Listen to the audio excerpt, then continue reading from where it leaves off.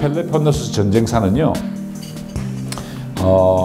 어떻게 보면은 그리스 시대를 넘어서서 지금까지 굉장히 중요한 그 어떤 지침이 되는 책입니다. 이게 왜 무서운 책이냐면요, 이 책의 파괴력은 언제 최근에 발표됐냐면은 바로 조지 부시 행정부에서 이라크 전쟁을 공인할 때, 승인할 때, 추진할 때 그 이론적 기초가 된 책이 이 책입니다.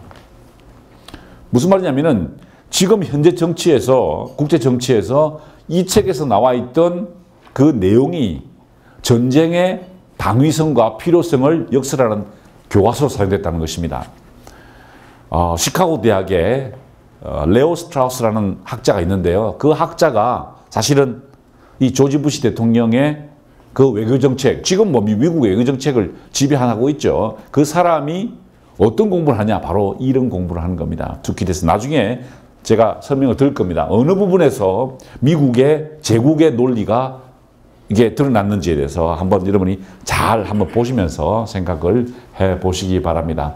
펠로폰네소스 전쟁사는 옛날에 이 번역이 굉장히 많이 읽혔었죠. 근데 저것은 그냥 영어책에서 번역한 거였고요. 아까 말씀드렸다시피 우리 천병희 선생께서 번역하신 이 펠로폰네소스 전쟁사가 우리에게 새로운 그 아이디어와 또 영감을 불러일으킬 겁니다. 여러분, 우리가 이제 간단하게 복습을 해보면은요, 이 전쟁의 기억 이제 아시죠?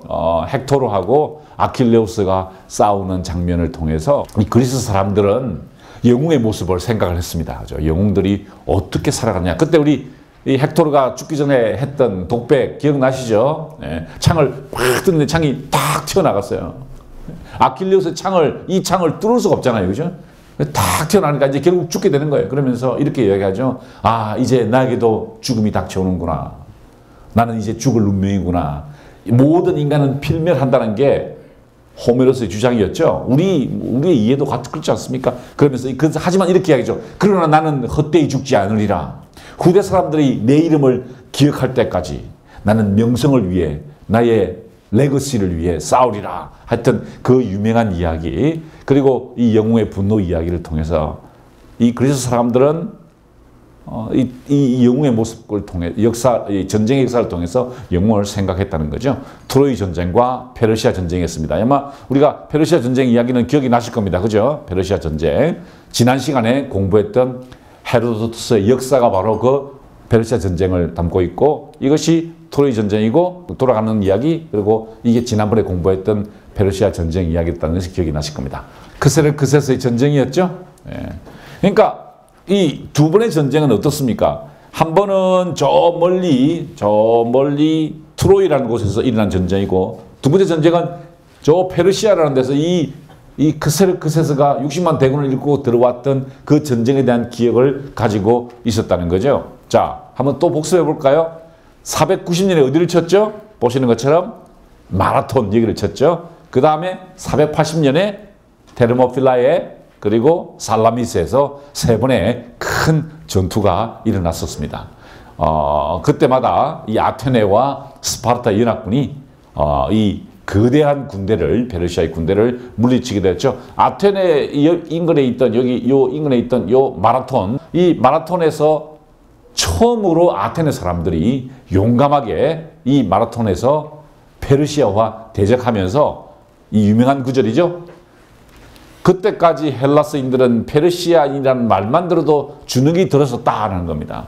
거대한 페르시아라는 제국 앞에서 주눅이 들었었는데 처음으로 한거에서 싸우게 되었다는 이야기죠. 그러다가 데르모필라에서 우리 영화로 보았던 그 60만 대군과 300 용사들의 그 말도 되지 않는 엄청난 전쟁이 일어났었습니다. 그때 레오니다스가 300명과 함께 임전무퇴를 했었죠. 그 다음 전쟁이 또 같은 해에 일어났던 480년에 살라미스 해전이었습니다. 영화 302라고 제가 말씀드렸죠. 그때 꼭 보시기를 바란다고 제가 말씀드렸는데, 이때 이 세 명의 주인공이 나옵니다. 그죠? 데미스토클레스, 이 살라미스 해전을 승리로 이끌었던 역전의 용사였습니다. 여러분, 이름을 꼭 기억하셔야 됩니다. 왜냐하면 이 편에서 이 전쟁이 끝나고 두 번째 전쟁이 펠레폰네소스 전쟁인데 그 전쟁의 초기에 역할을 했던 사람이 바로 이 테미스토클레스였죠. 그러니까 테미스토클레스는 굉장히 중요한 사람입니다. 그죠? 페르시아 전쟁에서도 승리를 이끄는 주역이 되었고 그 다음에 이 펠레폰네소스 전쟁에서도 어떤 초기에 역할을 하게 된다는 겁니다. 그 다음에 이쪽은 페르시아의 군대였죠.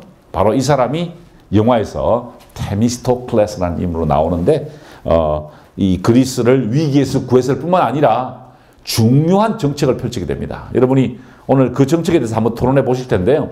과연 테미스토클레스가 전쟁을 끝난 다음에 페르시아와의 전쟁을 마친 다음에 아테네의 국가 정책을 바꾸게 됩니다. 바꾸게 되는데 그 바꾼 정책이 정말 정당했는가? 현명한 선택이었는가? 그것은 그 외에 다른 방법은 없었는가에 대해서 한번 생각해 보시면 될 것 같습니다. 자, 지금까지는 복습이었습니다. 그런데 세 번째 전쟁이 발발합니다. 드디어 지금까지 우리가 알고 있었던 전쟁은 뭐였죠? 그리스군과 페르시아군 혹은 트로이 타자였죠, 타자. 그게 지금까지 전쟁이었습니다. 전쟁은 보통 어떻게 합니까? 우리는 누구랑 전쟁했어요? 일본하고 한 번 했고, 중국하고 한 번 했고, 이러죠, 그죠? 그런데 충격적인 전쟁이 일어납니다. 어떤 전쟁이죠? 펠로폰네소스 전쟁인데요. 이 전쟁은 내전이었습니다. 이거 누구 이야기죠?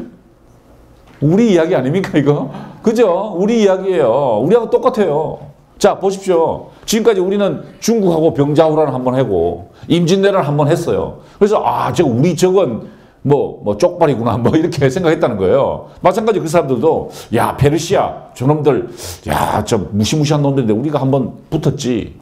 한번 했지. 우리도 임진왜란 때 좀 고생했지만, 결국 우리가 이순신 장군께서 어떻게 했지. 이렇게 있었는데, 그러니까 이순신 장군이 누구냐? 테미스토클레스인 거예요. 이 테미스토클레스가 이 전쟁이 끝났어요. 그래서 잘 지내고 있는데 내전이 일어난 겁니다. 스파르타와 아테네가 싸움이 붙은 거예요. 야, 여러분 어땠을까요? 충격적이지 않았겠습니까? 왜 이게 충격이냐면은 이렇게 생각했어요. 그리스 사람들은 우리가 문명국가다라고 생각했습니다. 우리는 저런 야만인들하고는 비교할 수 없는 문명국가다라고 생각하고 있었는데 우리끼리 싸움을 하게 된 거예요. 우리끼리 서로 지금까지 페르시아 지도로서 어떻게 했습니까? 연합군을 형성해서 같이 싸웠죠. 그런데 우리끼리 싸우게 됐다는 거죠. 그 세 번째 전쟁에서 인간의 솔직한 욕심, 자, 외국이 쳐들어오면 어떻게 합니까? 일단 어떻게 하죠? 우리끼리 단합합니다. 서로 불평이 있더라도 참습니다. 그런데 우리끼리 싸울 때는 적나라한 인간의 군상이 다 드러나는 거예요. 그죠? 욕심, 질투, 분노, 사랑 다 드러나는 거예요. 그 인간의 감정의 파노라마를 투키디데스가 기록을 하면서 교훈을 얻게 된다는 것입니다. 자, 보십시오. 제가 이 책을 좋아하는 이유가 서문부터 정말 감동적입니다. 아테나인 투키디데스는 펠레폰네소스, 여기가 어쩌면 스파르타입니다. 스파르타. 스파르타인들과 아테네인들 사이의 전쟁이 어떻게 전개되었는지 그 역사를 기록했다. 전쟁이 터지자마자 이 사람이 참전을 했습니다. 대장이었어요. 장군 지휘관이었습니다. 그는 이 전쟁이 과거의 어떤 전쟁보다 이 어느 전쟁입니까? 페르시아 전쟁과 트로이 전쟁이에요. 그죠? 앞에 전쟁 두 개를 이야기해요. 과거의 어떤 전쟁보다 기록해둘 가치가 있는 큰 전쟁이 되리라고 믿고 기록하기 시작했다. 장군이었는데 자기 장군 때 기록을 한 거예요. 그러다가 작전 실패로 추방당했습니다. 어디로 추방당했을까요? 스파르타로 추방당했어요. 그래서 저쪽 이야기를 들은 거예요. 이건 아테네 장군이니까 아테네에서 이제 딱 기록을 다 가지고 있을 거 아닙니까? 근데 추방돼가지고 어디로 갔느냐? 작전 실패 책임을 지고 스파르타로 갔어요. 스파르타에서 적군의 이야기를 들어본 거예요. 야, 그때 우리가 공격했을 때 네 입장은 뭐였냐? 들어보니까 와, 이게 사건이 내가 알고 있던 것과 좀 다르다는 거예요. 그죠? 그렇지 않습니까? 우리 입장에서 예를 들어 북한하고 우리하고 전쟁을 했다. 근데 우리는 청산리 전투 하면은 청산리 전투인가? 어쨌든 전투가 있었다. 연희고지 전투. 우리는 이렇게 해서 용감하게 싸웠다. 그러는데 저쪽에서는 엄청난 피해였다. 이렇게 나오겠죠. 그걸 보고 이게 굉장히 중요하구나. 그것은 헬라스인들뿐만 아니라 일부 비헬라스인들에게도 전 인류에게 일대사변이었다. 저는 옛날에 이걸 읽었을 때 뻥이라고 생각했어요. 야, 이런 과장이 이게 무슨 전 인류에게 무슨 일대사변이에요. 그런데 제가 미국에 있을 때 이라크 전쟁이 딱 터졌을 때요. 그때 이게 맞구나. 이게 맞구나. 전 인류에게 사변이 되는 사건이었구나. 이 사건의 발발 원인과 이 사건의 전개 과정을 지켜보면요. 우리 인류에게 우리 대한민국에게도 우리 여러분들에게도 이게 적용될 수 있는 이야기라는 거죠. 이 사람이 바로 투키디데스입니다. 자, 보십시오. 아주 재미있는 구절입니다. 내가 기술한 대로 과거사를 판단하는 사람은 실수하지 않을 것이다. 자, 무슨 말입니까? 그 이전의 사람들은 실수했다 이 말이에요. 그는 주제가 무엇이든 찬양하러 드는 시인의 식구나. 이 누구 이야기입니까? 그 앞에 사람들 실수했다는 겁니다. 역사를 기록했는데 누구 이야기라는 거예요? 호메로스라는 겁니다. 호메로스가 실수했다는 거예요. 사실을 이야기하기보다는 청중의 주목을 끄는데 관심이 많은 산문 작가의 기록. 누구죠? 헤로도토스의 역사입니다. 자, 시인과 산문 작가였다는 겁니다. 자기 선배들은 엉터리였다는 거죠. 예? 자, 이 무슨 말입니까? 내가 진짜 역사가다는 겁니다. 그 이전에 우리 선배 호메로스 대단한 사람인데 시였다는 겁니다. 산문 작가 헤로도토스 역사 있었지만 과장됐다는 거죠. 그들이 다루는 주제는 정명의 영역 밖에 있으며 세월이 흘러 대체로 사료로서의 신뢰성을 상실하여 신화의 영역에 속한다. 무슨 말입니까? 잘못 기록했고 신화일 뿐이라는 겁니다. 실제로 그렇죠. 호메로스를 보면 무엇입니까? 아테네가 옆에서 막 도와주고 심지어 헤로도토스 역사를 봐도 이것은 이 헤로도토스가 어떻게 쓰냐면 이런 거예요. 사건의 전말을 잘 이해하지 못할 때 이렇게 어물쩍 넘어갑니다. 뭐라 쓴지 아십니까? 이렇게 해요. 이 사건의 전말은 내가 잘 모르겠는데 어떤 사람은 이렇게 이야기하고 어떤 사람은 저렇게 이야기하는데 아마 그때 제우스가 약간 분노한 모양이다 하고 슬쩍 넘어갑니다. 해결할 수 없을 때가 있잖아요. 이 원인을 바뀔 수 없을 때 그때는 슬쩍 이렇게 그때 포세이돈이 바다에서 약간 짜증이 났던 모양이다. 그래서 파도가 치다. 이런 식으로 해결하는데 투키디데스는 절대로 그런 말 하지 않습니다. 이 사람은요. 있는 그대로만 신을 인용하지 않습니다. 있는 그대로만 쓰겠다라는 것이죠. 자, 왜 근데 이런 기록이 났지? 여러분 자료는 없을 거예요. 제가 한 개를 더 첨부했는데 우리가 이제 제가 이거 좀 시간이 좀 지난 다음에 보여드리려고 하려고 했는데 지금 보여드리는 이유가 왜 이런 식의 글쓰기가 나왔는지를 한번 설명을 드려야 될 것 같아서 보여드리는 거예요. 자, 그리스 역사를 보면요. 13, 12세기 기원전에 트로이 전쟁이었어요. 그죠? 호메로스가 이걸 기록했죠. 그런데 재미있는 것은요. 12세기에서도 8세기에 기록이 없어집니다. 이걸 암흑기라 그래요. 그리스의 암흑기, 그리스의 다크 에이지라고 그럽니다. 글자가 없어요. 그 이전에 있었어요. 글자가 이제 가시면은 우리가 미노아에 가면은 미노아 손년문자 같은 게 있어요. 글자들이 있어요. 알파벳의 기운이 되는 글자가 있는데 희한한 건 12세기부터 8세기에 그리스의 암흑기가 찾아옵니다. 그때 어떤 일이 벌어지냐면 도리아족들이 도리아, 이오니아, 고린도 이거 들어보셨죠? 그죠? 도리아족들이 북쪽에서 내려옵니다. 북쪽에서부터. 그래서 막 전쟁이 일어나요. 엄청난 전쟁이 일어납니다. 그 전쟁의 경험 동안 사람들은 역사를 잊어버리게 돼요. 그러다가 8세기에 호메로스가 등장하게 됩니다.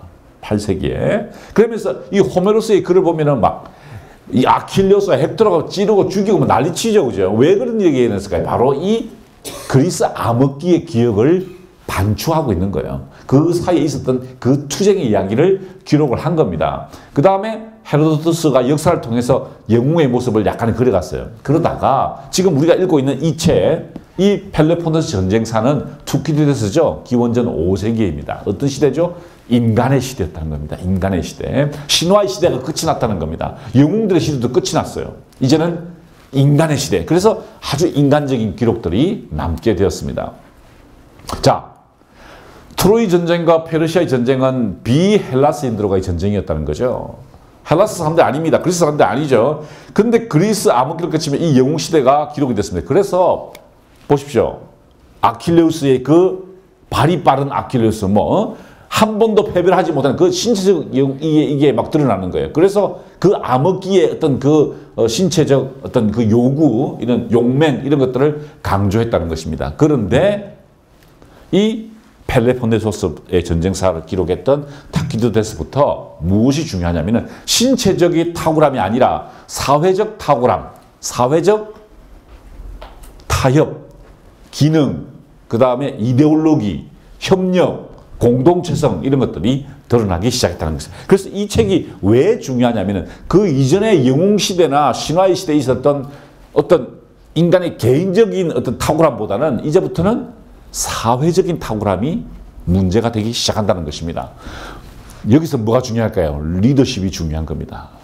이 다른 입장을 가지고 있는 사람들의 마음을 어떻게 한 마음으로 묶어서 목표를 향해 전진해 가느냐에 대한 문제였죠. 그 사회적 아래퇴된 개념들이 이제 동족끼리의 싸움에서 이제 드러나게 한다는 거죠.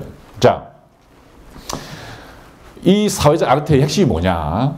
우리가 배울 겁니다. 이게 우리가 배워야 할 것입니다. 첫째, 왜 아테네는 쇠락의 길로 접어들게 됐을까? 왜 아테네는 이 전쟁을 통해서 그리고 전쟁 후에 쇠퇴하게 되었는가? 페리클레스와 같은 지도자는, 탁월했던 지도자는 어떻게 아테네를 이끌었을까? 페리클레스가 이끌 때는 나라가 흥왕했습니다.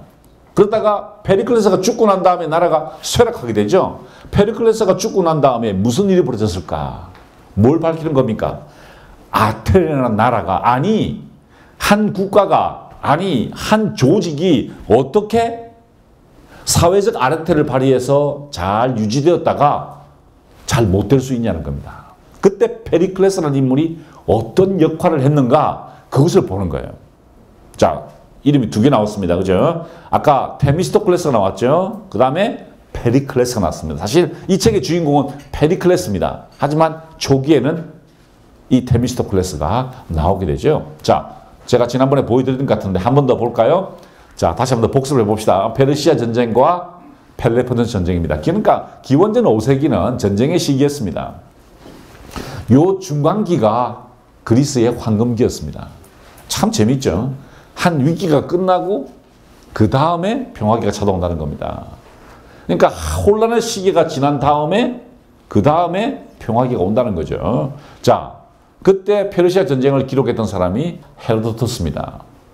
자, 그 다음에 투키디데스입니다. 보십시오. 펠레폰네소스 전쟁사를 기록했습니다. 재밌는 것은요, 이 사람이 460년에 태어났습니다. 여기서 태어났죠. 페르시아 전쟁 끝부분에 태어나서 이 부분까지 404년까지 이어졌는데, 재미있는 것은요, 이 사람이 395년에 죽었는데 끝까지 기록하지 않습니다. 중간까지만 기록합니다. 요 중간까지. 참 그것도 재밌어요. 펠로폰네소스 전쟁을 끝까지 기록한 게 아닙니다. 이게 가다가 중간에서 끝이 나요. 전쟁이 중간에서. 자, 소크라테스가 이 시대에 살았습니다. 자, 그러면 무슨 말이죠? 소크라테스와 투키디데스가 같은 시대 사람들이었습니다. 자, 그래서 제가 여러분들께 책을 하나 소개해 드립니다. 바로 이 책입니다. 아테네의 변명이란 책인데요. 제가 이 책을 왜 소개해 드느냐? 투키디데스나 플라톤의 책을 읽기가 힘드실 겁니다. 근데 이 책은 굉장히 읽기가 재미가 있는 책입니다. 역사책입니다. 이거는 이제 이런 걸 2차 문헌이라고 그러죠. 이런 것은 1차 문헌입니다. 그 작가들이 쓴 거고, 이거는 2차 문헌입니다. 이 사람은요, 그 시대에, 요 시대에 있었던 아테네의 사회적 배경을 재미있게 설명을 한 겁니다. 물론 399년 이 소크라테스가 죽을 때 요때 이야기를 중심으로 이 이야기 전체를 풀어나갑니다. 그래서 이 책이 아주 아테네의 변명이라는 책인데요. 자, 그 다음에 우리가 다음 시간에 공부할 크세노폰이, 요 사람이죠? 크세노폰이 이 펠레폰네소스 전쟁사 앞부분을 투키디데스 썼죠. 그 뒷부분을 이 사람이 쓰게 되는 겁니다. 그 책이 헬레니카라는 책입니다. 별로 재미가 없어요, 근데. 재미가 없어요. 왜냐하면은 이 책이 너무 재밌으니까, 우리 펠로폰네소스 전쟁사가 너무 재밌는데 크세노폰은 별로 재미가 없어요. 네. 그 다음에 그 비슷한 시기에 누가? 바로 플라톤이 나옵니다. 다음 시간에 이걸 공부죠. 플라톤의 국가편입니다. 소크라테스의 제자가 3명이 있었습니다. 누굴까요? 크세노폰, 플라톤, 그리고 오늘 나올 알키비아데스라는 사람입니다. 이제 그 3명인데 제가 설명을 드리도록 하겠습니다. 자, 다시 한 번 더 복습해 볼까요? 여기 보십시오. 이 책입니다. 이 책. 그러니까 전쟁의 사이에서 태어났다가 전쟁의 중간까지를 기록했던 사람이라는 거예요. 근데 제가 제일 좋아하는 구절이 바로 이 구절입니다. 초반에 나오는 겁니다. 보십시오. 내가 기술한 역사에는 설화가 없어서 듣기에 재미가 없을 것이다. 무슨 말입니까?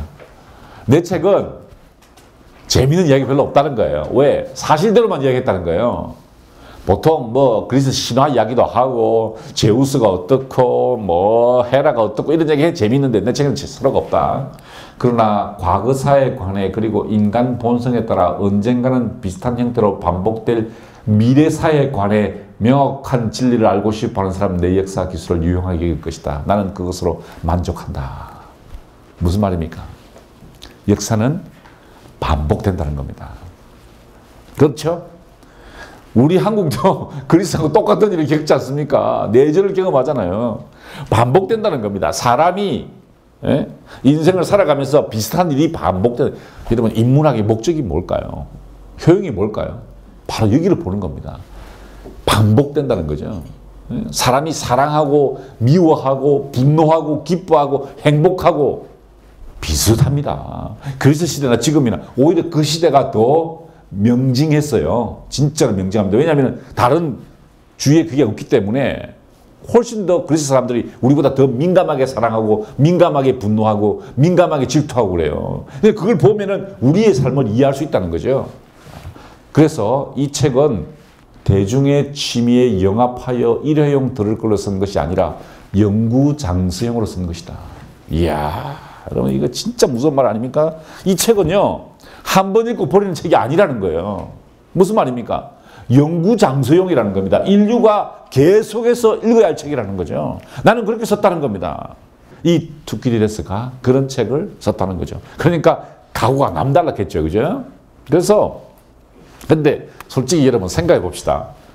그 전쟁의 와중에 아무리 이 사람이 아테네 장군으로 참전했고 또 그 다음에 스파르타에 가서 그쪽 기동량을 했다 치더라도 거기 있었던 많은 이야기들을 모든 사건들을 다 기억할 수 있을까요? 기억 못하죠.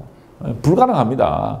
한계가 있다는 거예요. 한계가 있다. 그러면서 1권 22절인데 이렇게 되죠. 나로서는 각각의 인물이 전쟁 직전이나 전쟁 중에 발언한 연설에 관해 말하자면 직접 들었던 간접적으로 들었던 정확하게 기억하기가 어려웠다. 인정합니다. 아 이거 나 정확히 기억이 안 난다는 거예요. 그래서 나는 실제 발언의 전체적 의미를 되도록 훼손하지 않으면서 연설자로 하여금 그때 상황이 요구했음직한 발언을 하겠다는 겁니다. 진짜 오리지널은 아닐지도 모른다는 거예요. 하지만 그때 아마 이런 식으로 이야기했을 것이다 라고 추론해서 쓰겠다는 겁니다. 자, 그리고 전쟁 중에 실제로 일어난 사건에 관해 말하자면은 나는 우연히 주어들은 대로 혹은 내 의견에 따라 기술하지 않고 그렇지 않고 내가 직접 체험한 것이든 남에게 들은 것이든 최대한 엄밀히 검토한 다음 기술하는 것을 원칙으로 삼았다. 엄밀하게 연구했다는 겁니다. 객관적으로 하겠다는 겁니다. 그래도 사실을 알아내기란 힘든 거다. 그렇죠? 여러분 역사란 다 역사가의 편견이 들어가기 마련이죠. 그죠? 신문을 보세요. 그 각 신문의 사설을 읽어보면은 각 신문의 주관적인 그 입장이 들어가는 거죠. 왜냐하면은 각각의 사건의 정인이 어느 한쪽을 편들거나 또는 정확히 기술하지 못해 같은 사건을 두고 다른 말을 한다. 무슨 말입니까? 각각 다른 말을 한다는 거죠. 그러면서 내 책은 이 부분이 연결됩니다. 그러니까 뭐죠? 역사를 기록할 때 사실을 재구성하는 건 쉽지 않은 거다라는 겁니다. 이 책의 효용성은 그래서요. 무엇을 읽느냐? 바로 연설문을 읽는 겁니다. 그래서 제가 여러분들께 그 연설문을 카피를 해드렸죠. 중요한 연설문들입니다. 그 연설문들을 카피해 줬어요. 이 책의 백미는 그 연설문을 읽는 겁니다. 수많은 연설문이 나오거든요. 위기에 처했을 때 지도자들이 앞에 나가서 아테네 시민들에게, 스파르타 시민들에게 연설하는 장면들이 나온다는 거죠. 자, 그러면은 우리 전쟁의 배경을 한번 살펴보겠습니다. 페르시아 전쟁이 끝났습니다. 페르시아는 이쪽으로 있었죠. 이쪽에서 밀고 들어왔었습니다. 여기에 보시면 요 동네가 지금 터키죠. 터키입니다. 이 터키 지방에 태수들이 몇 명 있었습니다. 페르시아의 태수들이 있었고, 여전히 여기가 펠로폰네소스입니다. 그죠? 여기가 보이면 여기가 펠로폰네소스고, 여기가 아테네입니다. 여기 보이시죠? 이쪽이 아테네입니다. 여기 아테네입니다. 스파르타는 여기 있었죠. 이쪽에 스파르타입니다. 보시는 것처럼 이 두 개의 동맹이 맹주 역할을 하고 있었습니다. 델로스 동맹이라는 것은 여기 보이는 요 동맹인데요. 아테네가 맹주였죠. 그 다음에 펠로폰네소 동맹은 스파르타가 맹주였습니다. 자, 이 두 동맹이 서로 경쟁을 하게 되었죠. 그런데 이 델로스 동맹의 맹주였던 아테네가 이 델로스 동맹의 트레저리라고 합니다. 보물창고라고 번역할 수도 있고 재무청이라고 볼 수도 있겠어요. 재무청에 있는 요 금고를 아테네로 가져와 버립니다. 자, 동맹은요, 반드시 동맹금을 내야 됩니다. 근데 그 동맹금을 아테네로 가져왔다는 거죠. 무슨 말이죠? 이제 아테네가 점점 팽창하기 시작한다는 겁니다. 제국화의 길로 들어갔다는 겁니다. 그 돈을 가지고, 엄청난 돈이 왔습니다. 그 돈을 가지고 파르테논 신전을 건축하게 됩니다. 페리클레스의 영도를 가해서. 지금 우리가 알고 있는 아테네의 모습 하면은 그때 황금위기 때 건축했던 이 파르테논 신전이죠. 파르테논 신전입니다. 그 델로스 동맹의 돈으로 아테네가 부강한 나라가 되었다는 것입니다. 그 전성기 때 이 아테네를 이끌었던 사람이 페리클레스입니다. 이 사람이요, 장군이고 귀족이고 탁월한 연설가고 소크라테스의 친구고 그랬는데 머리가 컸어요. 머리가 너무 커가지고 투구가 맞질 않아요. 그래서 보세요. 투구를 썼는데 안 들어가요. 항상 이렇게 뒤로 이렇게 하고 있어요. 뒤로. 투구를 밧줄 거치고 있었다는 거죠. 그래서 이 페리클레스가 이런 모습으로 조각되어 있는데 소크라테스의 친구였고요. 바로 이 전성기 때 아테네를 이끌었습니다. 그러다가 전쟁이 터졌을 때 전쟁을 지휘했던 그 장군이었죠. 자, 파르테논 신전입니다. 이 파르테논 신전은 폭격을 받았죠. 그때 이 유럽 사람들하고 오스만 투르크하고 전쟁이 있을 때 여기가 이 오스만 투르크가 여기다가 화약 같은 걸 넣어놨어요. 그래서 쏘았는데 이게 터져가지고 다 무너져 버렸습니다. 이것도 굉장히 복원이 된 상태입니다. 많이 지금도 복원을 하고 있어요. 계속 복원을 하고 있고 여기 있는 요 프리즈에 있는 요 엘긴 마블이라고 그러죠. 이런 것들은 다 어디로 가 있죠? 영국으로 가 있습니다. 영국 대英박물관에 여기 붙어 있던 거 있죠. 이런 것들 다 떼가지고 영국 사람들이 가져가 있죠. 자, 드디어 1차 펠로폰네소스 전쟁이 벌어집니다. 스파르타와 아테네의 내전이었습니다. 그러다가 446년에 이게 휴전이 됩니다. 니시아의 평화라고 그럽니다. 니시아라는 사람이, 니케아스라는 사람이 이걸 평화 조약을 맺게 되죠. 자, 그런데 이 평화 조약을 맺기 직전부터 맺을 때까지 어떤 일이 벌어졌는가? 자, 여기서 보십시오. 여기 여기 파르테논이죠. 여기가 어딜까요? 피레우스 항구입니다. 피레우스 항구. 자, 아테네는 육군이 강했습니까? 해군이 강했습니까? 해군이 강했죠.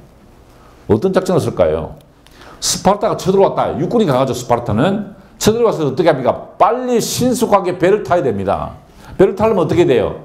보호해야 됩니다. 그죠? 그래서 보시는 것처럼 여기가 아테네인데 요거죠. 요거. 긴 성을 샀습니다. 가다 보면 여기가 고속도로가 아니고 좀 우리 같으면 테헤란로 같은 거 있죠? 이렇게 쭉 뻗어 있어요.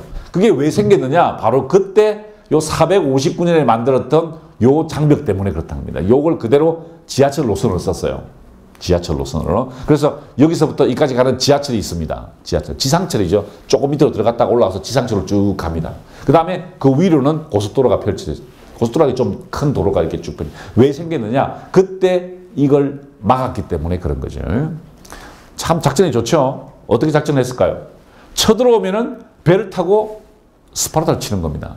스파르타 육군을 치면은 자기는 해군으로 치겠다는 거죠. 얼마든지 처벌하는 거예요. 그러면서 이 성을 쌓고 여기서 방어를 하면서 해군이 가서 싸운다는 겁니다. 그 작전을 펼치게 된 것이죠. 자, 평화가 왔는데 그러다가 2차 펠로폰네소 전쟁이 일어나게 됩니다.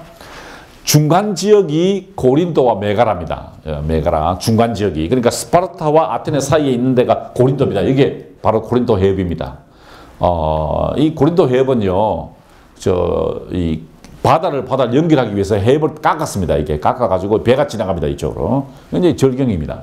절경인데, 이 고린도, 왜 성경에 왜 고린도 전후서 나오죠? 바로 그 부분입니다. 그 고린도에서 이 사람들이 중간에서 이게 끼어 있었는데, 이 사람들이 스파르타를 찾아가서 전쟁을 부추깁니다. 왜냐하면 아테네가 너무 커지니까 이래 되느냐, 스파르타 너희들이 견제 좀 해라 라고 해서 결국 2차 펠로폰네소 전쟁이 터지죠.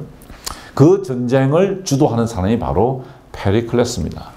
그 사람이 어떤 사람이었느냐 보십시오. 페리클레스는 명방과 판단력을 겸비한 실력자이자 청렴결백으로 유명했기에 대중의 마음을 주물렀다.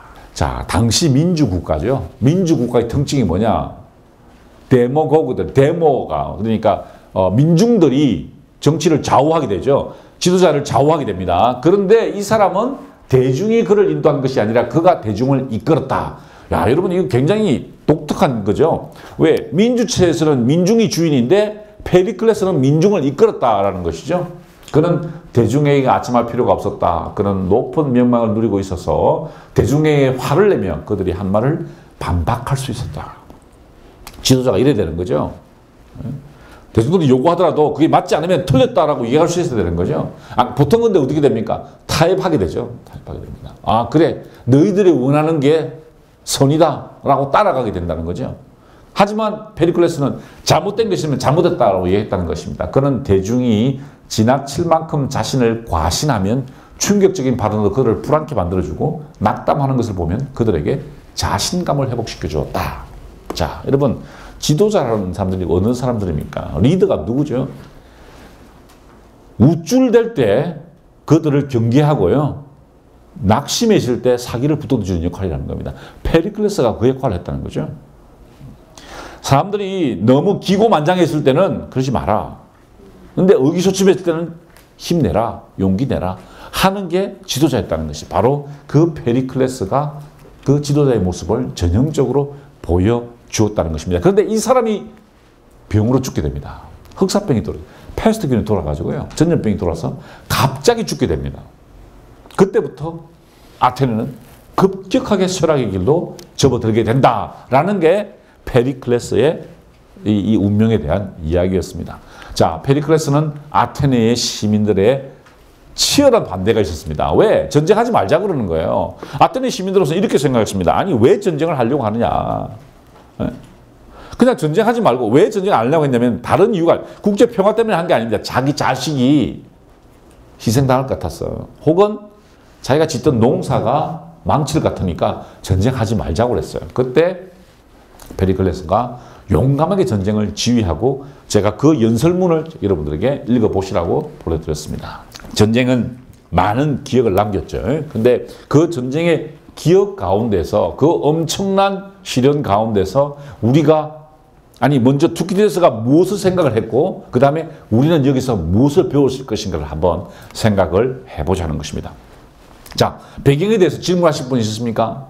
이제 아시겠어요? 사건이 어떻게 된 거는 제가 설명을 쉽게 했기 때문에 이제 아시겠죠? 자, 내전이 일어났습니다. 내전이 일어났을 때 페리클레스가 그 전쟁을 이끌어 나간다는 겁니다. 연설문을 딱 보여주면서 어떻게 이 사람들의 마음을 단합시켜서 전쟁을 승리로 이끌었는가에 대한 이야기입니다. 그러다가 죽으니까 아테네가 쇠락의 길로 접어든다는 겁니다. 자, 이 두꺼운 책에서 우리가 무엇을 배울 것인가 제가 한 4가지 정도로 정리를 여러분들께 해놓았습니다. 한번 보시죠. 첫 번째, 테미스토클레스의 제국화 정책은 탁월한 선택이었을까? 자, 페르시아 전쟁이 끝났습니다. 449년에 끝났죠. 그런데 이 페르시아 전쟁의 승리에 주역했던 테미스토클레스가 놀라운 작전을 펼칩니다. 바로 그 작전이 보시는 것처럼 성을 쌓는 것이었습니다. 자, 여기 아테네죠. 여기가 피레스 항구입니다. 여기에 긴 성을 쌓는 겁니다. 왜 테미스토클레스가 저 성을 쌓게 했을까요? 자, 그래서 이 성의 이름을 테미스토클레스의 성이라고 합니다. 테미스토클레스 성벽이라고 그래요. 그런데 아쉽게도 너무 빨리 짓다 보니까 부실공사가 되었습니다. 그래서 지금 보면은 이렇게 남아있는 성벽들이 굉장히 허름합니다. 그죠? 그죠? 허름합니다. 왜 이렇게 됐느냐? 자, 테미스토클레스가 이렇게 생각했어요.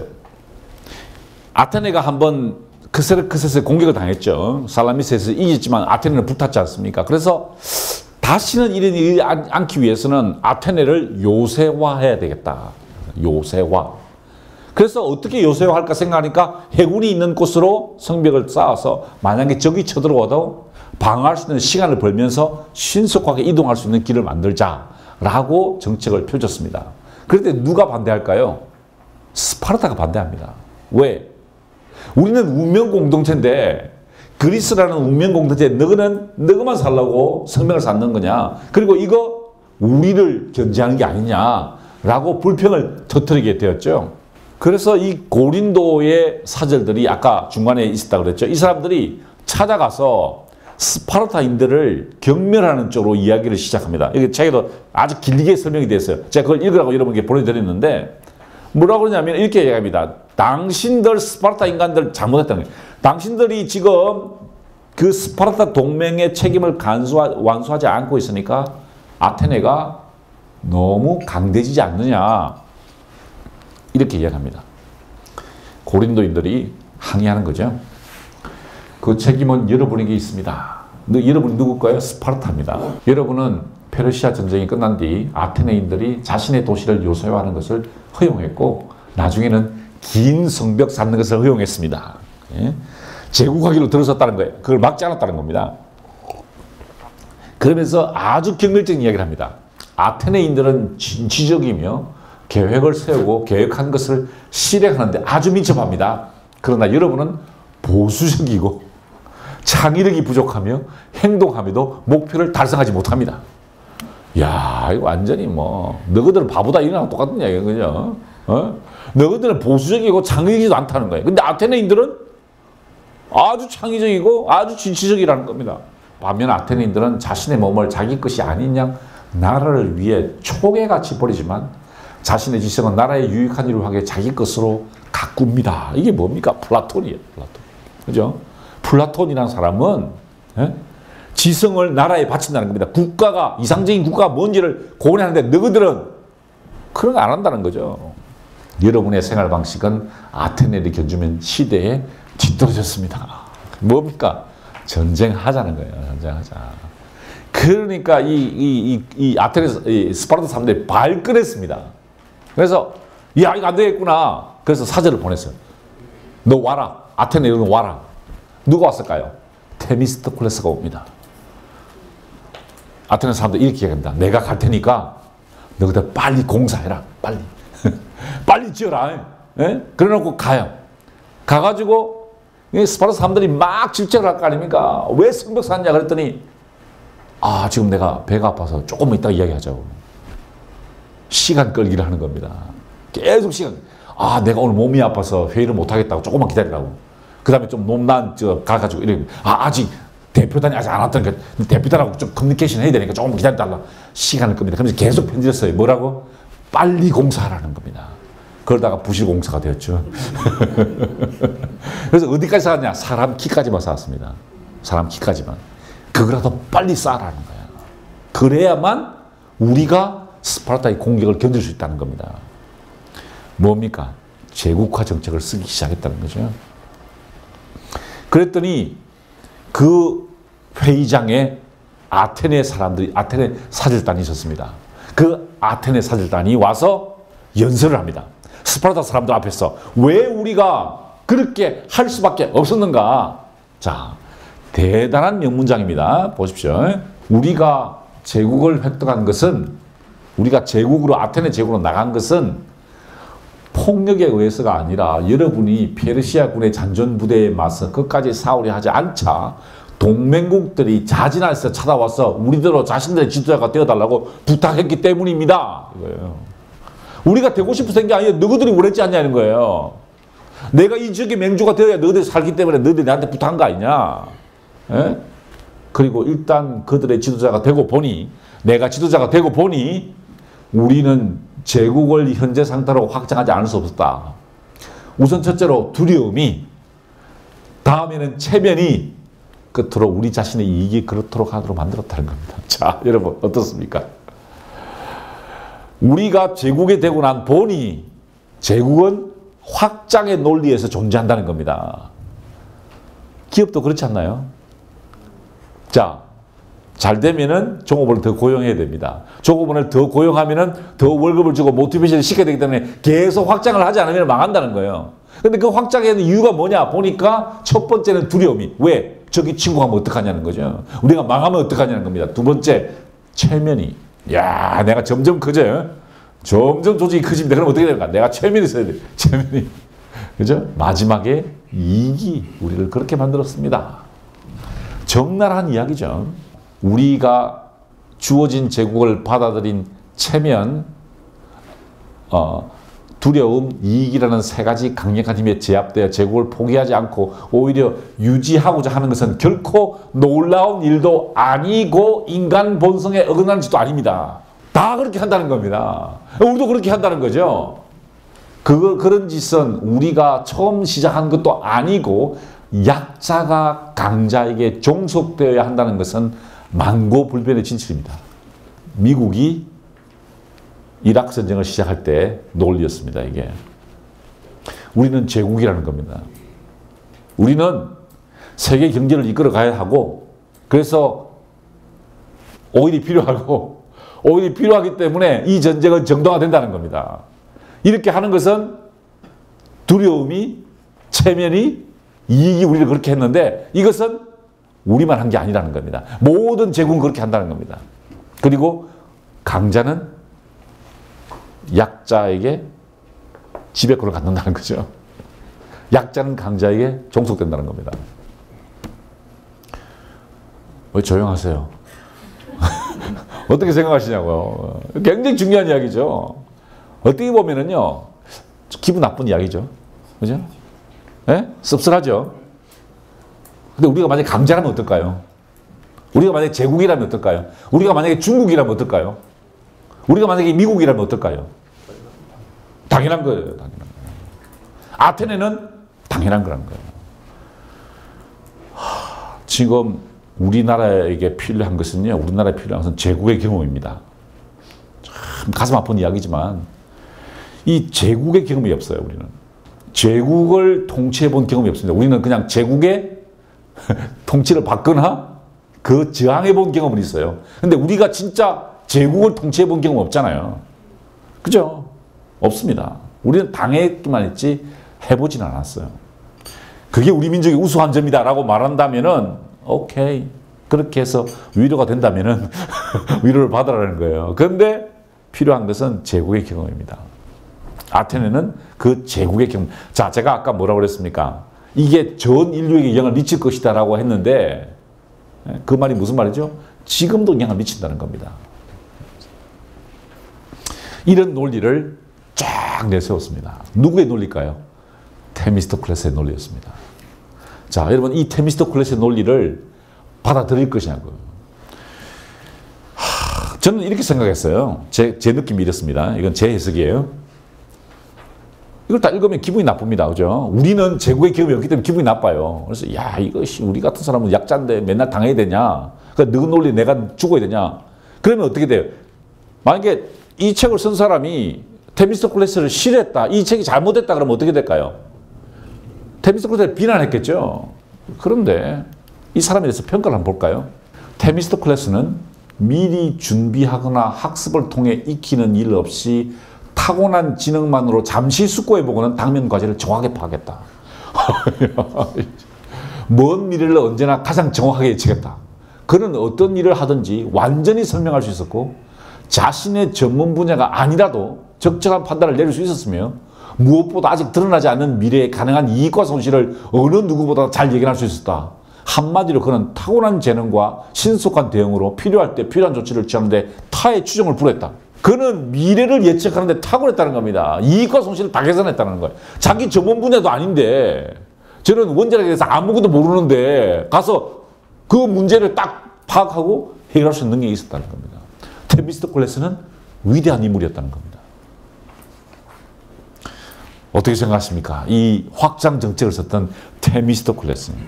그러면 우리는 계속 확장을 계속해야 되는 건가요? 아닌가요? 한번 잘 생각해 보시기 바랍니다. 나는 지금 확장을 하고 있는 걸까? 그렇다면 나는 무엇에 근거하고 있는 것일까? 두려움 때문에? 아니면 체면 때문에? 아니면 이익 때문에? 야, 이거 참 중요한 이야기죠, 그죠? 이 책을 쓴 사람이 그걸 주목했던 겁니다. 이 전쟁 이야기를 하는 게 아니에요. 무슨 이야기입니까? 이 제국화의 길은 돌이킬 수 없는 길이었을까? 결론은 어떻게 날 것 같습니까? 이 책을 쓴 사람이 결론은 어떻게 날 것 같습니까? 제국화가 현명한 선택이었다고 끝날 것 같습니까? 아니면 현명하지 않은 선택이었다고 끝날 것 같습니까? 정말 헷갈리죠, 그죠? 예? 이게 좋은 것 같기도 하고 나쁜 것 같긴 한데, 이 책의 저자는 투키디스는 제국화의 길이 결국 쇠락의 길로 이끈다라고 합니다. 마지막에 가서는. 야, 이거 한번 생각해 봐요. 우리는 이걸 맞다 틀리다 이야기하기 전에 이걸 한번 곰곰이 생각해 봐야 될 겁니다. 제국화의 길은 결국에는 망한다는 게 핵심입니다. 망하지 않게 하는 것은 페리클레스 같은 사람이 필요하다는 겁니다. 테미스토클레스 같은 사람이 필요하다. 그게 이거죠. 다시 말하면 이렇습니다. 어떤 집단이든지 제국화의 길은 피할 수 없다. 그죠? 현명한 통치자가 나오면 이걸 잘 이끌어갈 수 있다. 그런데 페리클레스 같은 사람이 없으면은 망할 수밖에 없다. 따라서 제국화는 추천하지 않는다. 그러나 그것이 우리의 현실이다. 이런 뜻이죠. 맞죠? 맞는 이야기 같아요. 그죠? 그렇지 않습니까? 어느 조직이든지 성장하지 않으면은 이건 특히 자본주의 사회에서 이게 성장하지 않으면 그냥 갑니다. 근데 계속해서 뻗어나갈 수는 없다는 거죠. 로마 제국이 왜 멸망하죠? 여러 가지 이유가 있습니다. 한 250가지 정도 이유가 있어요.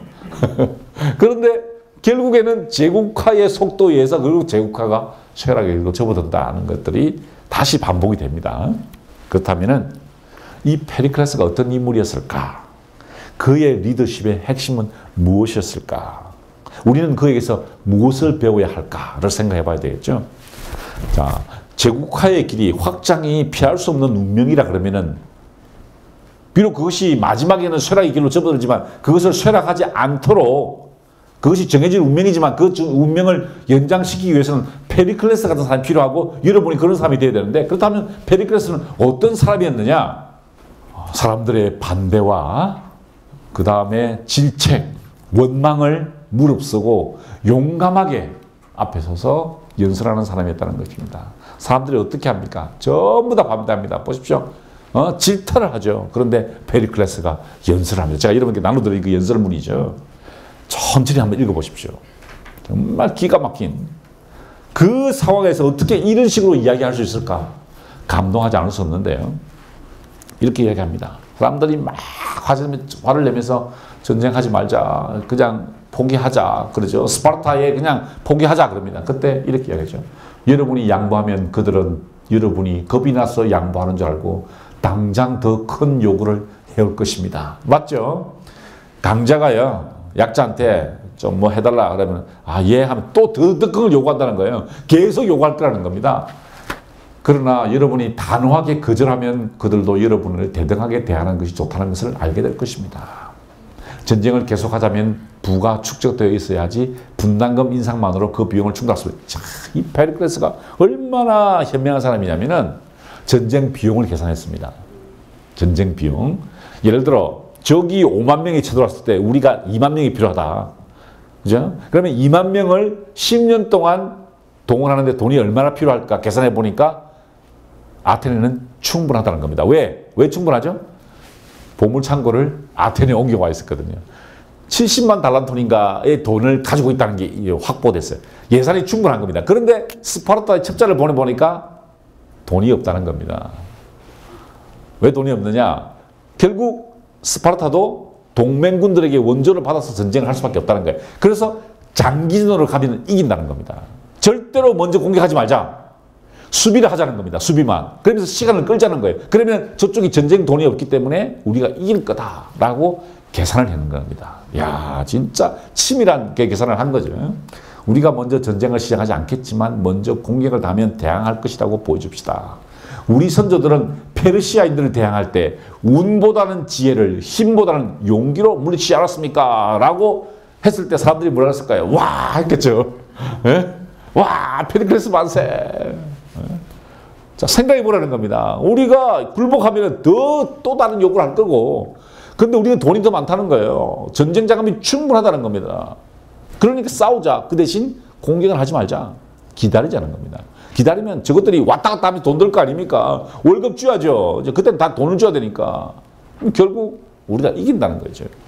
야, 이게 그 추도사죠. 유명한 추도사입니다. 이제 전쟁을 하다 일부 근데 이제 죽고 돌아왔어요. 그랬더니 그 시신들 앞에서 사람들의 마음을 휘어잡는 연설을 하죠. 여러분들은 이제 마땅히 이분들, 희생자들이죠. 본받아 행복은 자유에 있고 자유는 용기에 있음을 명심하고 전쟁의 위험 앞에 너무 망설이지 마십시오.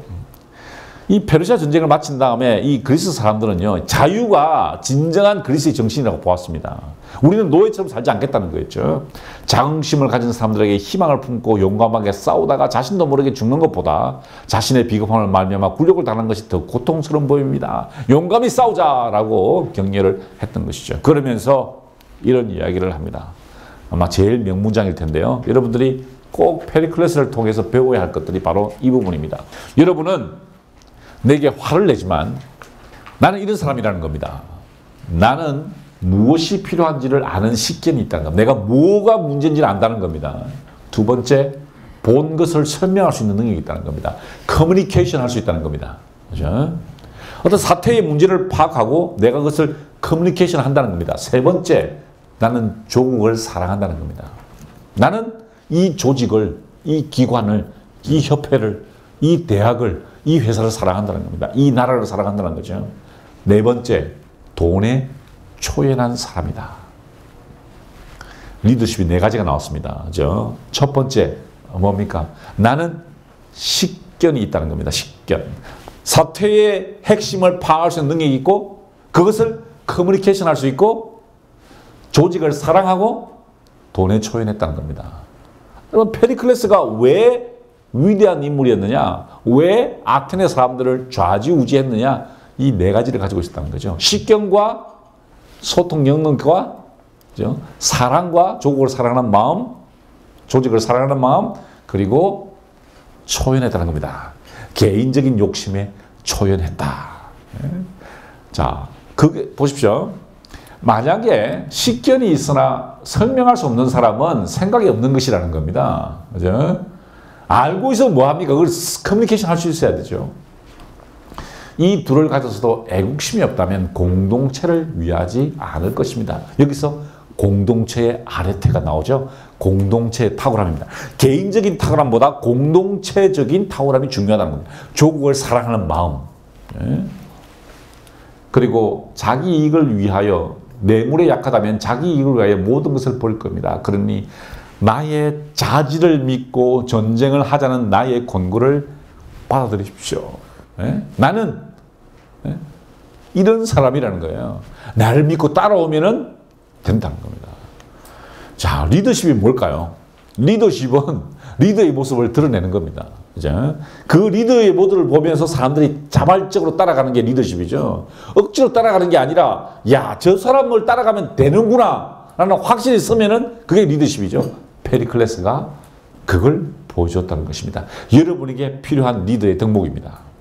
네 가지죠. 첫째 뭡니까? 식견이 있어야 되고, 두 번째 커뮤니케이션 할 수 있어야 되고, 세 번째 조직을 사랑하고, 네 번째 사심을 버려야 됩니다. 그게 지도자의 덕목이었다는 겁니다. 자, 그런데 말도 안 되는 일이랍니다. 황당무계한 일이 일어나죠. 어떤 일일까요? 바로 시칠리아 원정입니다. 정말 상상할 수 없는 충격적인 사건이 벌어지죠. 바로 그 사건이 여기로 이어집니다. 자, 드디어 우리 지도사계 이탈리아가 나왔습니다. 저는 그리스보다 이탈리아를 좋아해요. 저는 르네상스 사람이기 때문에 훨씬 더 좋아합니다. 자, 보시죠. 페르시아가 여기 있죠. 자, 이게 지금 아시다시피 뭡니까? 델로스 동맹, 아테네 동맹입니다. 요게 펠로폰네소 동맹입니다. 자, 그런데 요건 중립지역이에요. 까만 거는요. 여기 바로 시칠리아입니다.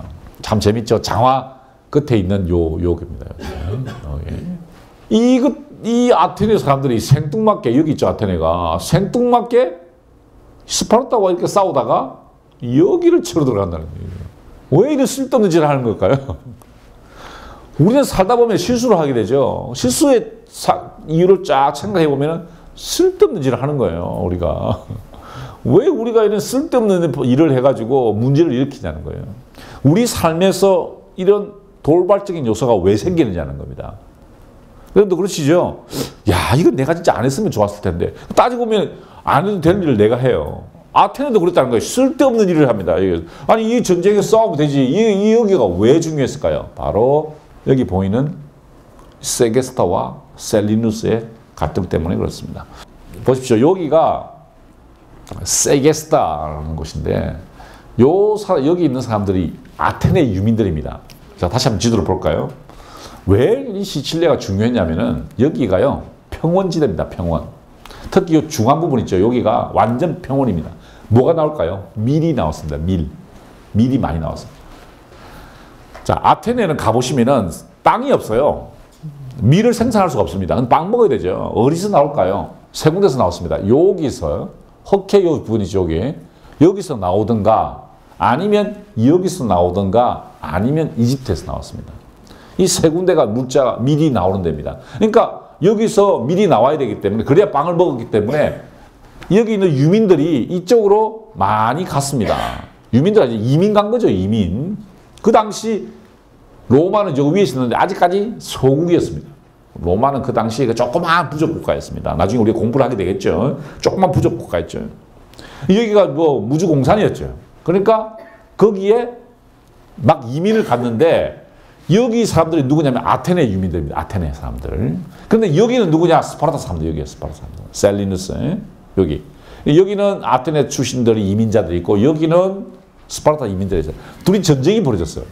전쟁을 해봐야 뭐 전쟁도 아니고 그냥 도시국가끼리 조금 싸웠던 거겠죠. 동네끼리 싸웠던 겁니다. 우리가 뭐 전쟁하니까 뭐 대단한 것 같은 동네 싸움이다 보시면 돼요. 그랬더니 이 분리했습니다. 세게스타 사람들, 이 사람들인데요. 이 세게스타 사람들, 여기가 신전이 있습니다. 조그마한 신전인데 여기 보면 여기 보세요. 요 신전이 이렇게 남아있죠. 신전. 이 사람들이 찾아갑니다. 아테네 사람들이 찾아가지고 도와달라고 그래요. 원조를 청합니다. 그러니까 저 아틀란타에 있는 한인 교포 사회에서 지금 일본 사람들과 전쟁이 벌어진 거예요. 그러니까 와가지고 좀 도와달라 그래. 그랬더니 에이 우리가 왜 가냐 이렇게 될 거 아닙니까? 너희들께 해결해야 되는데 뭐라고 요구했냐면은 우리가 금이 많다고 해요. 금. 우리가 금이 많다. 우리 도와주면은 금 많이 줄게. 이렇게 돈을 많이 줄게. 그럽니다.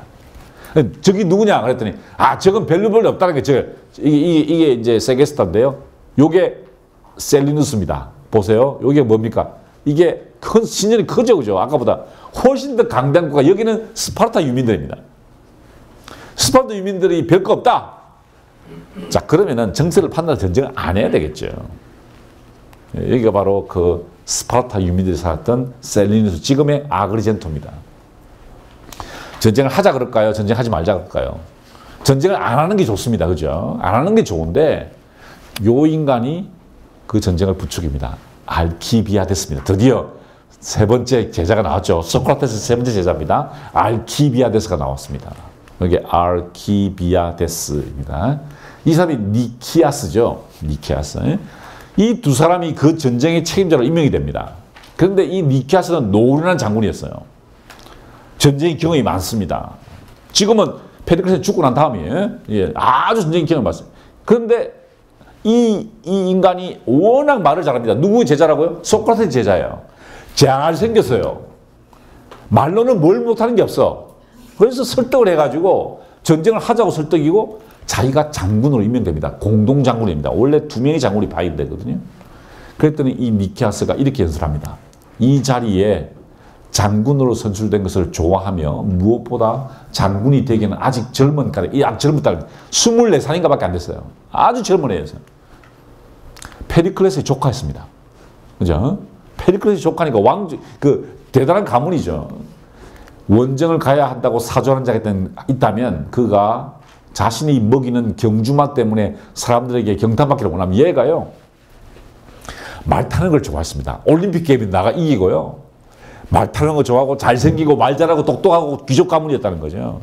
그러니까 사치했던 거죠. 굉장히 사치한 사람이었어요. 그러니까 그 경주마를 자꾸 먹이려고 보여주려고 의시되려고 전쟁해. 그래서 이 사람이 전쟁 나갈 때는요. 그냥 다른 장군처럼 수수하게 입는 것이 아니라 그냥 화려하게 그냥 막 그냥 멋지게 명품을 휘두르고 갔다는 거죠. 그런 사람이 혼자 멋부리느라 도시를 위험에 빠뜨리도록 내버려둬서는 안 됩니다. 무슨 말입니까? 전쟁이 왜 생겼죠? 한 개인의 허영심 때문에 생겼다는 겁니다. 한 개인의 욕심 때문에 쓸데없는 짓을 한다는 거예요. 그 전쟁에서 패하고 아테네는 몰락으로 접어든다는 겁니다. 정말 황당한 실수가 일어났는데 왜 일어났는가? 개인의 욕심 때문이다 하는 겁니다. 자, 그래서 이제 이제 아테네 해군이 강하니까 3단 노선 기억나시죠? 페르시아를 물리쳤던 그 3단 노선을 이끌고 출항을 합니다. 출항하는데 성전구를 올리 전성 기념을 하는 제사를 드리고 출발을 하려고 하는 그 전날 이 도시를 공격하게 되죠. 이 도시. 전날이 아니죠. 이게 지금 제가 순서가 잘못했는데 이 시칠리아의 도시들. 자, 시칠리아가 어딘지 한번 볼까요? 여기가 시칠리아입니다. 시칠리아 시라큐사입니다. 시라큐사. 여기 보이시죠? 이쪽 제일 큰 도시. 자, 이쪽으로 배가 오면 어디 제일 도착할까? 여기 도착합니다. 그죠? 여기 도착합니다. 여기는 어디 사람들이냐? 고린도 출신 사람들입니다. 자, 여기는 어디라고요? 아테네. 여기는 스파르타. 여기는 고린도입니다. 고린도 누구 편이었을까요? 스파르타 편이었죠. 자, 여기서 첫 번째 전쟁이 일어나게 됩니다. 바로 여기입니다.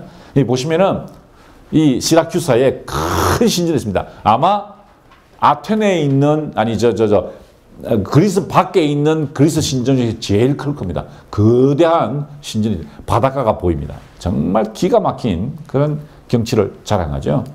바로 이 해변에서 전쟁이 납니다. 제가 그래서 그 호텔에 묵었습니다. 제가 호텔 옥상에서 찍은 건데요. 여기 보세요. 여기서 그 전쟁이 일어나게 됩니다.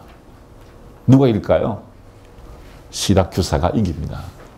시라큐사가 결사항쟁을 합니다. 아테네가 해군이 강하다는 걸 알았기 때문에 전 스파르타와 고린도 유민들이 모여가지고 결사항쟁을 해서 승리를 이끌게 되죠.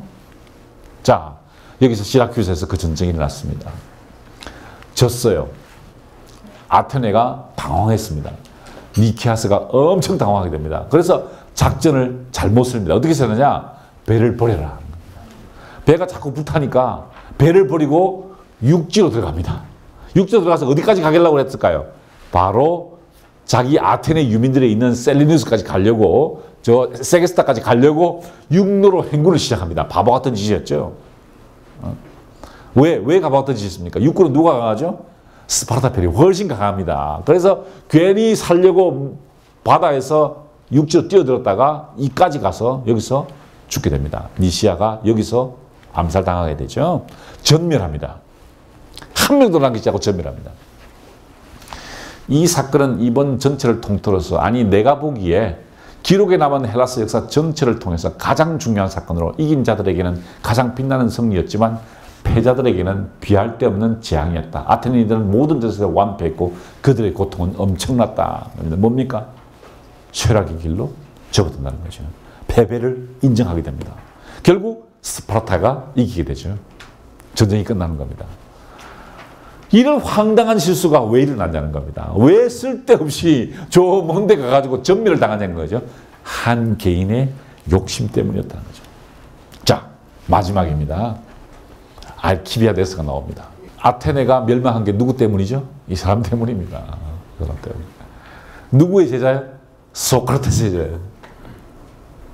누구의 조카? 페리클레스의 조카였습니다. 제일 말 잘하고 제일 똑똑하고 제일 머리가 좋은 사람이었는데 이 사람 때문에 아테네가 망한다는 거죠. 탁월한 재능이 중요할까? 아니면 충성심이 중요할까에 대한 아주 근본적인 질문을 우리에게 던지는 존재입니다. 보세요. 잘생겼죠? 통통하니 기족티가 줄줄 납니다. 그죠? 아주 페리클레스의 조카니까. 페리클레스, 엄마 아빠가 일찍 돌아가셨어요. 그래서 페리클레스가 양부모 역할을 했습니다. 그러니 보세요. 최고의 권력을 가진 최고의 지도자 밑에서 그 후광을 입고 자랐습니다. 그러다 보니 최고의 교육을 받게 되겠죠. 자, 여러분, 이게 아테네 학당이라는 그림이죠. 라파엘로가 로마에 그린 그림인데 다들 여기를 보시고, 여기를 보시잖아요. 요게 플라톤, 우리 다음 주에 공부할 플라톤, 요거 아리스토텔레스죠. 근데 여러분, 그 옆을 보세요. 이게 누굴까요? 못생긴 사람. 누구죠? 소크라테스입니다. 그죠? 소크라테스는 못생겼잖아요. 여기 아테네 변명에도 나오지만 되게 못생겼어요. 키도 짧고 입이 툭 튀나고요. 눈이 툭 튀나고 땅딸보에 배가 볼록 나와서. 그래서 이렇게 그랬어요. 근데 그 옆에 있는 사람이 누굴까요? 잘생긴 사람. 알키비아데스입니다. 알키비아데스가 소크라테스의 제자였죠. 아테네가를 멸망으로 이끈 장본인입니다. 굉장히 타락했던 젊은 시절을 보냈습니다. 워낙 귀족이니까 풍년을 즐겼던 모양이에요. 맨날 여자들하고 놀러 다니고 그랬던 모양이에요. 그랬더니 소크라테스가 자네 그러지 말게. 나를 따라오게. 그래서 이 알키비아데스하고 이 소크라테스하고 같이 전쟁에 나갔습니다. 같은 전쟁. 근데 알키비아데스가 죽을 뻔했어요. 그때 소크라테스가 구해줍니다. 그러니까 이건 스승뿐만 아니라 자기의 은인이기도 했다는 거죠. 그래서 굉장히 존경을 했습니다. 그런데 근본이 흘러먹은 인간이었다는 거죠. 이 사람입니다. 잘생겼다는 것을 보여주기에 또 그림을 이렇게 아주 멋지게 그렸죠. 이 사람이 어떻게 생각했냐. 자, 페리클레스가 죽었어요. 근데 니키아스 장군이 있죠. 그 사람이 주도권을 쥐고 있습니다. 그러니까 자기가 주도권을 쥐고 싶었어요. 그래서 어떻게 하면 될까? 니키아스는 어떤 사람이냐? 평화주의자였거든요. 아, 그렇구나. 내가 주도권을 잡으려면은 전쟁을 일으켜야 되겠구나 라고 생각이 됩니다. 그래서 의도적으로 보시는 것처럼 니키아스의 평화기를 반대하고 스파르타 사절단을 꼬십니다. 이게 그 어떤 내용이냐면요. 이런 겁니다.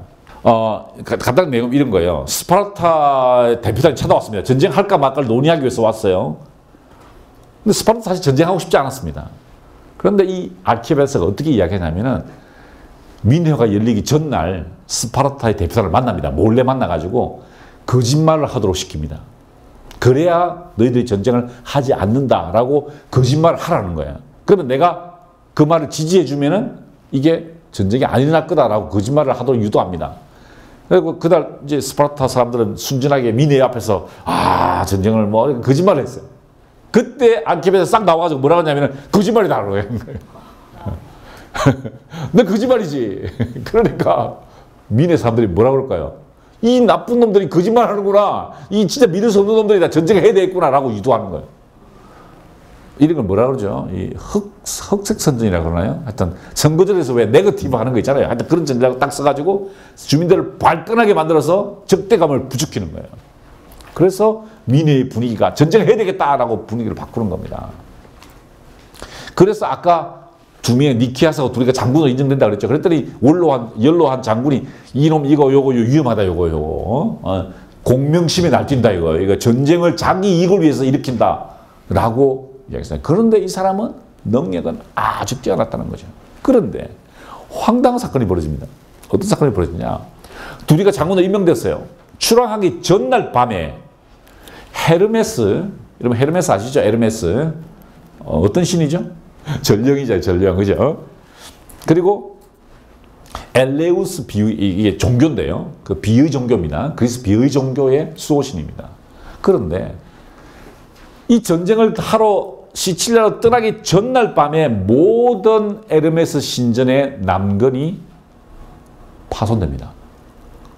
이걸 다 부셔버릴 거예요. 누군가 망치로 다니면서 다 깨버렸어요. 굉장한 사건이었습니다. 이 그리스 사람들은 전쟁을 하기 전에 제사를 지내거나 신에게 기도를 하는데 기도를 딱 가보니까 뭐예요? 남근이 다 부러지, 성기가 다 절단되고 있는 거예요. 소문이 어떻게 퍼졌느냐? 알키비아데스와 그의 친구들이 전쟁 가기 전에 술 한잔하고 돌아다니면서 부셨다는 겁니다. 야, 이거 골치 아픈 일이 벌어진 거예요. 이게 이상한 사건이 벌어진 거예요. 예? 낮에는 뭐라고 그랬냐? 낮에는 이렇게 하겠습니다. 전쟁을 부추기는 알키비아데스의 연설입니다.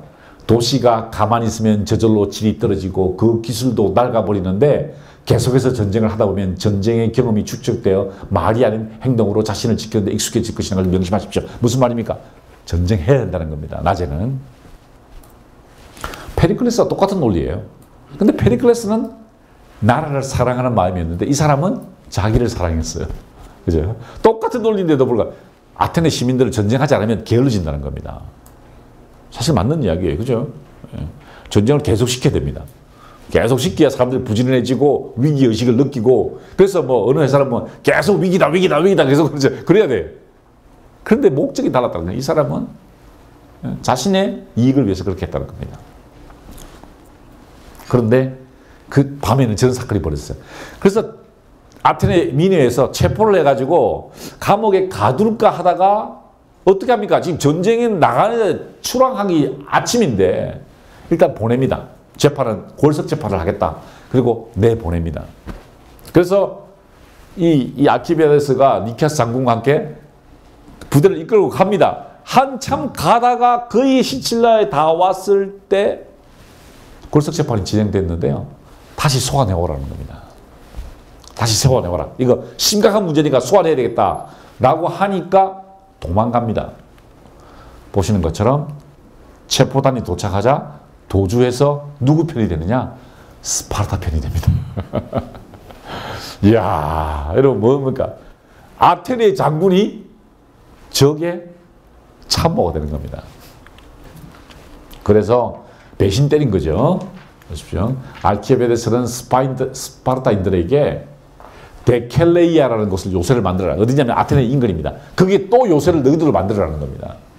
왜? 장기전으로 갈 거라는 거죠. 장기전을 쓸 거니까 너희도 장기전으로 하려고 하면 요새가 있어야 된다는 아주 약점을 딱 건드리는 거죠. 그러면서 이렇게 갑니다. 스파르타인들이요. 청컨대 여러분은 위험한 일이나 힘든 일에 주저없이 나를 이용하십시오. 배신도 이런 배신이 없죠. 전쟁을 하러 갔는데 저기 붙어가지고 나를 이용하십시오. 나는 재능이 뛰어납니다. 그랬더니 야 처음에는 막 혹해요. 저게 참모가 저게 장군이 왔잖아요.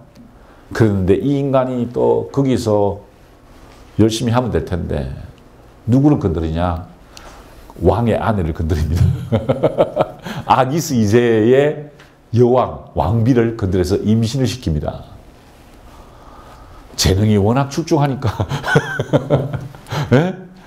재능이 출중하고 잘생기고 말을 잘하니까 왕비를 건드렸어요. 그런데 아기스 왕이 열이 받아가지고 저놈 잡아라 그러니까 이번에 어디로 도망간 줄 아세요? 어디로 도망갈까요? 여기로 갑니다. 여기가 어디입니까? 페르시아입니다. 다시 페르시아 편에 붙었어요. 페르시아에 붙어서 군사 참모가 됩니다.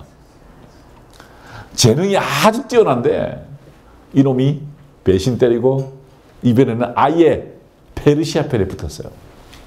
그러면서 놀라운 군사작전을 펼칩니다. 이거 읽어보면 제가 너무 웃겨가지고 진짜 배꼽을 잡아요. 뭐라고 조언을 하느냐. 자 보십시오. 지금 스파르타와 아테네가 전쟁 중이잖아요. 페르시아는 어떻게 했을까요? 페르시아는 누구를 지원했냐면 스파르타를 지원해 줬습니다. 왜? 여기 보세요. 아테네가 점점 커지잖아요. 점점 커지면 어디로 갑니까? 여기를 칠 것 같으니까. 그러니까 어떻게 하죠? 스파르타에 원조를 대줘가지고 아테네를 견제하도록 한 거예요. 뭘 돈 줄까 그러니까 우리는 해군이 약하니까 해군을 좀 지원해 주십시오. 그러니까 좋아. 그러면은 우리가 페르시아가 스파르타의 해군들 중에서 노를 졌죠. 그죠? 노를. 3단 노를 졌잖아요. 그 노에 졌는 사람들의 임금을 주겠다고 그래요. 월급을 주겠다고 그런 거예요. 그래서 그 지원을 받고 있었어요. 그런데 알키비아데스가 페르시아에 딱 붙더니 뭐라고 그러냐? 월급 주지 말라는 거예요. 주면 안 된다는 거예요. 네? 자, 보십시오. 그 영주입니다. 조언하기를 전쟁을 끝내려고 서두르지 마십시오. 그가 준비 중인 원조 군대를 투입하거나 스파르타인들에게 선언의 급료를 지급함으로써 어느 한쪽이 육지와 바다에서 우위를 차지하게 할 계획을 세우지 말라고 했다. 무슨 말입니까? 한쪽이 힘이 세지는 걸 막아야 한다는 겁니다. 둘 다 실력이 비슷해지도록 유도하라는 겁니다. 아테네와 스파르타가 서로 힘이 비슷해서 서로 죽고 죽이도록 하라는 거예요. 급료를 주지 말라는 게 왜 그런지 아세요? 급료를 주면 어떻게 되죠? 스파르타인들이, 노예들이 도망간다는 겁니다. 자, 월급 주면 튑니다. 그러니까 뭐라고 하냐? 월급을 한 5달 미뤄주라는 겁니다. 연체를 시키라는 겁니다. 그 다음에 하나씩 주는 거예요. 그러면 어떻게 돼요? 월급 받으려고 끝까지 돈을 젓는다는 거예요. 그렇게 해서 시간을 끌으라는 겁니다.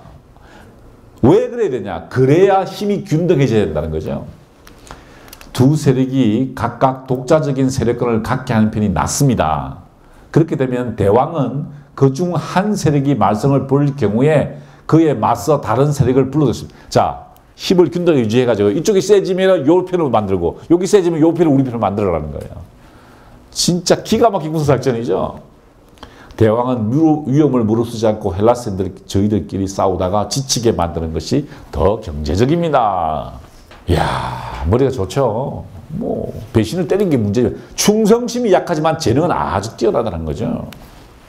자, 여기서 다시 아테네 편을 붙습니다. 왜? 아테네가 이제 슬슬 밀리는 거예요. 왜? 시치아 전쟁이 졌죠. 스파르타가 더 세지는 거예요. 그러면 아테네로서는 누구의 도움을 청해야 됩니까? 페르시아의 도움을 청해야 되죠. 그때 슬쩍 식탁 위에 젓가락을 딱 올리는 거예요. 뭐라 그러냐? 내가 대왕하고 친구라는 겁니다. 내가 페르시아 대왕하고 친구니까 나를 써라도. 나를 쓰면 너희들 다시 내가 구해주겠다. 아테네로서는 초이스가 없어요. 그죠? 그래서 알키비아드를 다시 부릅니다. 도와달라고. 과거의 죄를 사면해 주겠다고.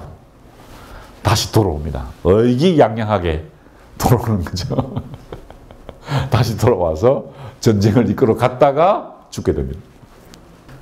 알키비아드의 몰락일 뿐만 아니라 아테네의 몰락이죠. 화살에 맞아서 운명을 하게 되죠.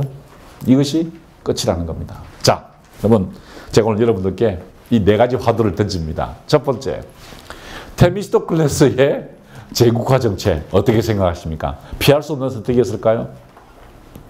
한번 생각해 보시기 바랍니다. 무엇 때문에 제국화 길로 들어섰죠? 두려움이, 체면이, 이익 때문에. 제국화 길은 결국 망하게 될 건데 그러면은 우리는 제국화 길로 가지 않아야 할까? 아니면 제국화 길로 가되 내가 페리클레스가 될까? 페리클레스는 어떤 재능을 가지고 있었죠? 사물을 보는 식견이 있었고 그것을 커뮤니케이션 할 수 있었고 조국을 사랑했고 사심이 없었다는 겁니다. 그런 사람이 될 것이냐? 그런데 실수가 일어납니다. 왜 일어나죠? 황당한 실수. 시칠리아 원정이라는 황당한 실수 왜 일어날까요? 개인의 욕심 때문이라는 겁니다.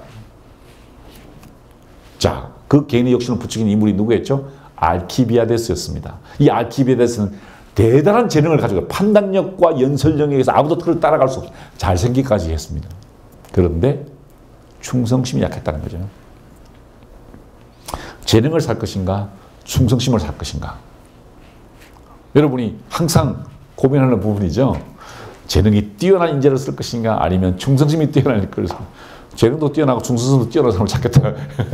이상적인 생각이죠. 약간 충성심이 뛰어나면 약간 능력이 떨어지고 약간 재능이 뛰어나면 충성심이 떨어집니다. 언제든지 직장을 바꾸려고 이것들이 준비를 하고 있죠. 어떤 가치를 볼 것인가. 여러분, 지금 제가 이 2500일에 쓰인 책을 말씀을 드렸는데 누구 이야기죠?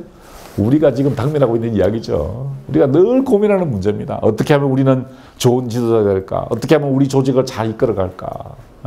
어떻게 하면 실수하지 않을까? 재능이 중요할까? 충성심이 중요할까?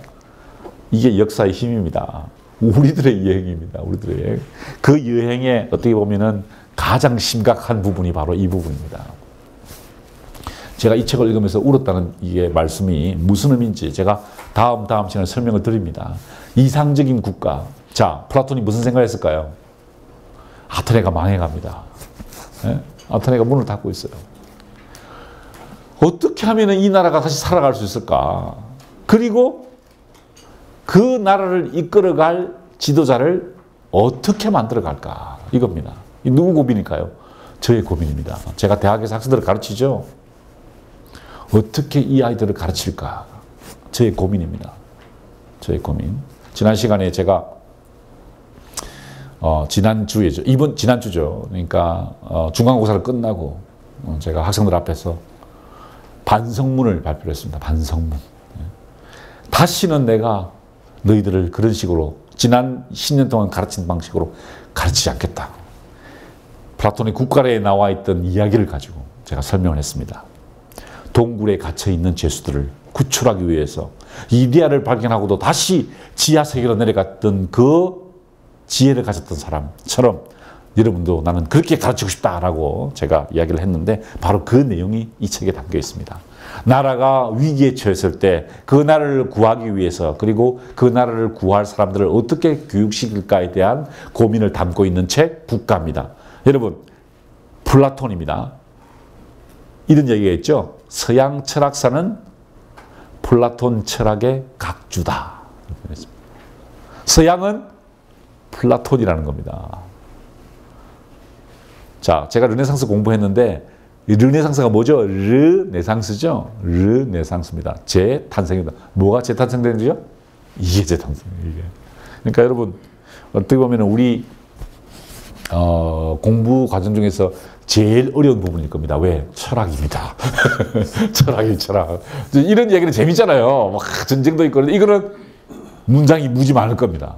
예, 플라톤을 만날 날을 저도 고대하면서 오늘 강의를 모두 마치도록 하겠습니다. 감사합니다.